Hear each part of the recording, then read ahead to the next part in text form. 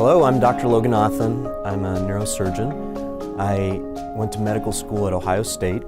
I did my residency at Wake Forest University in Winston-Salem, North Carolina.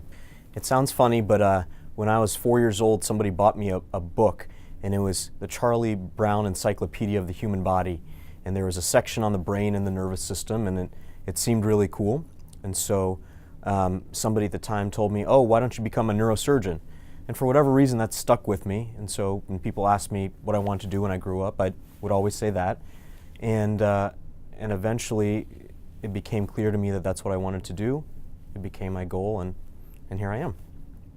So neurosurgeons are physicians who treat disorders of the brain, the spine, spinal cord, and various other nerves and sometimes arteries in the body. Most of that care is surgical, but some of it is non-surgical as well. So in any given week, I might operate on somebody's low back, their neck, their brain, and maybe even their carpal tunnel disease.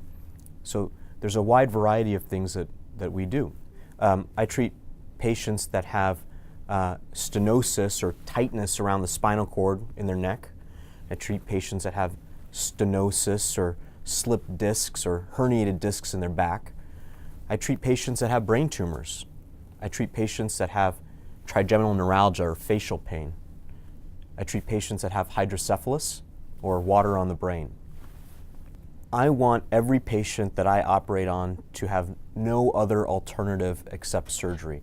And what that means is I don't think that we should operate on patients who can have some other non-operative form of treatment first. So I like to make sure my patients have made sure that they have no other available options to them, be it medicines or other treatments or physical therapy, before we take them to the operating room. Once we've made that decision that they need an operation, I want to give them the best care that they can receive, but also give them the smallest operation that they need to fix their problem.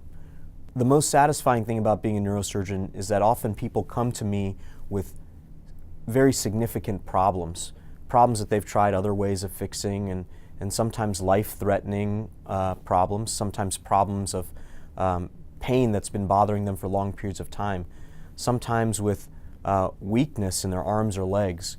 And it's very satisfying to be able to stop that process, to reverse that process, and give them back the life and mobility that they had prior to developing the problem in the first place.